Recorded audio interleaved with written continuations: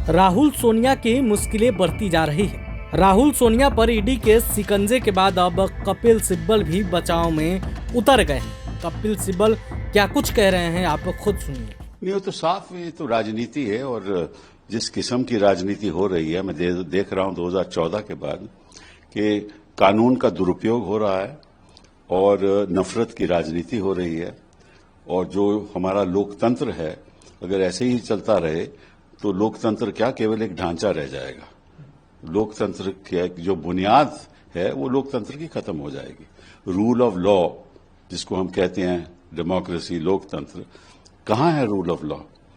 अभी इनको चार्जशीट करने का आज के दिन क्यों कर रहे हैं ये सब चार्जशीट? ये मामला तो कितना पुराना है और कौन सा इन्होंने कोई जुर्म किया है? अरे भैया, जिस शख्स ने ये फाइल किया वो शेयर होल्डर तो नहीं है और एजेएल ने तो कोई कंप्लेंट नहीं किया, कंपनी तो कोई कंप्लेंट नहीं किया। तो इनको क्या तकलीफ हो रही है? और कौन से प्रोसीड्स ऑफ क्राइम जिसको कहते हैं कि भाई जुर्म का जो पैसा है, कौन से जुर्म का पैसा इनके पास है? जो कंपनी है वो तो एक सेक्शन 25 कंपनी है, तो उसमें तो आपको कुछ ले ही नहीं सकते कंपनी से। वो जारी संपत्ति है, वो कंपनी की है। लेकिन इनका मकसद ये नहीं है। इनका मकसद जो पहले भी कर चुके हैं कि नफरत फैलाओ। जो भी इस देश में जो विपक्ष के लोग हैं, जो मंत्री हैं, चीफ मिनिस्टर हैं, उनके परिवार के लोग हैं, उनके ऊपर केस करो, दंगे फसाद करो, दंगे फसाद करके फिर लोगों के ऊपर केस करो, एफआईआर लगा के ईडी भेज दो, ईडी किसी प्रदेश में भी चले जाए, एफआईआर करने के बाद वहां अरेस्ट शुरू कर दो। और अगर कोई सिविल सर्वेंट है और सिविल सर्वेंट किसी विपक्ष के सरकार के नीचे काम कर रहा है, उसको धमकाओ और कोर्ट में जाकर ये कोशिश करो कि भाई कोर्ट आपके पक्ष में कोई फैसला दे दे। और असलियत तो यह है, अगर कोर्ट देश की जनता के प्रति खड़ी नहीं होगी, उनके जो अधिकार है उनके प्रति खड़ी नहीं होगी, ये जो चल रहा है उसके खिलाफ कोर्ट एटलीस्ट लोगों की सुनवाई नहीं करेगी, तब तक कुछ नहीं हो सकता। हो क्या रहा है, मैं आपको एक उदाहरण देता हूं। इन्होंने सारे मदरसे बंद करवा दिए उत्तर प्रदेश में, हालांकि सुप्रीम कोर्ट ने कहा है, स्टे भी किया है, सब उन्होंने बंद करवा दिए। तो ये क्यों कर रहे हैं? ये कभी ये वक्फ की बात करते हैं। देश के सामने कौन से मुद्दे हैं? देश के सामने मुद्दे हैं कि जो आपके जवान, अपनी बेरोजगारी का मुद्दा हुआ, शिक्षा का मुद्दा हुआ, स्वास्थ्य का मुद्दा हुआ, देश को आगे बढ़ाना है, आर्टिफिशियल इंटेलिजेंस के बारे में बात हो।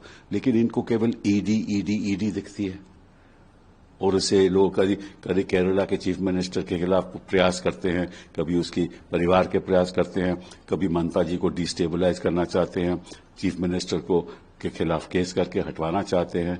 उधर महाराष्ट्र में इन्होंने किस तरह से सरकारें बदल दी। वो क्राइम नहीं है, वो कोई जुर्म नहीं है कि आप लोगों को आकर्षित करके, हम जानते हैं क्या होता है, उनको मंत्री बना दो और उससे पहले उनके खिलाफ बयान दो कि बड़े करप्ट हैं, फिर उन्हीं को मंत्री बना दो। हाँ, अपने पक्ष में लेकर वो सब बेदाग हो जाते हैं। तो ये देश के लिए ठीक नहीं है। और मैं आपको सच बात बताता हूं कि ऐसे ही देश चलता रहेगा ना तो कुछ रहेगा नहीं।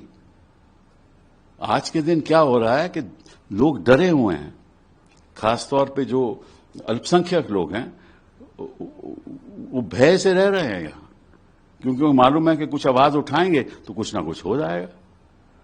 और जब इनके लोग हिंसा करते हैं तो कोई एफआईआर नहीं होती, और एफआईआर उनके ऊपर होती है जो विक्टिम्स होते हैं, जिनके खिलाफ हिंसा हुई हो, उनके खिलाफ एफआईआर होती है। बच्चे हमारे 5-5 साल से 4-4 साल से जेल में बह हुए हैं। तो ये क्या हो रहा है इस देश में? क्या ये मुद्दे हैं देश के सामने? वक्फ का मुद्दा हुआ, और क्या नफरत से ही राजनीति चलेगी? ये जो लोग अपने आप को कहते हैं ना हिंदू, ये हिंदू एक्चुअली इनको हिंदुइज्म का कुछ मालूम ही नहीं। हिंदू क्या है, हिंदू धर्म क्या है, किस आधार पे जो धर्म मानता है उसको कैसे आगे बढ़ना चाहिए, इनको कुछ नहीं मालूम। अगर हिंसा करें और मेजॉरिटी के लोग करें तो कोई फर्क नहीं इनको पड़ता। तो ये तो हो रहा है हमारे देश में, और मुझे ये नहीं समझ आई कि इनको क्या मतलब क्या प्रॉब्लम है इनको गांधी फैमिली के साथ। इन्होंने सब कुछ तो अपने पक्ष में कर लिया, इलेक्टोरल बॉन्ड में पैसा बटोर लिया, सत्ता भी इनके पक्ष में है, इनके गवर्नर के इनके इशारे पे काम करते हैं, सीईसी भी इनके इशारे पे काम करती है, सब कुछ तो इनके पास है। अब ये लोगों को जेल भी भेजना चाहते हैं, यही दिखाने के लिए कि अगर हमारे खिलाफ कुछ करोगे तो निश्चित रूप से यही आपका परिणाम होगा। सर, आपने तो यूपीए सरकार भी बहुत करीब से देखी है, उस वक्त के जो बीजेपी के बड़े लीडर्स थे उनको भी आपने देखा है।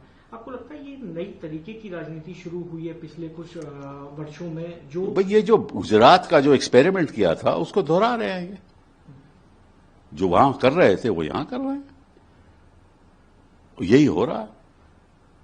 ऐसा लगता है कि भाई लोगों के कोई हक ही खत्म हो गए, सब हक खत्म हो गए, कोई लोगों का कोई हक ही नहीं है।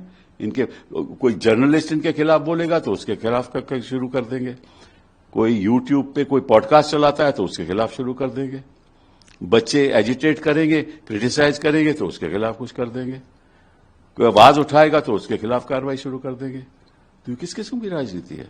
इसीलिए संविधान बना था हमारा, अंबेडकर जी के यही सपने थे, और ये बात अंबेडकर जी की करते हैं, गांधी जी की करते हैं।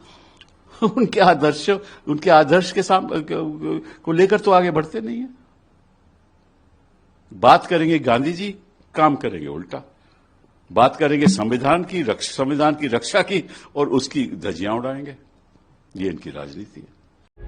प्रभातखबर.com, विश्वास वही, रफ्तार नहीं।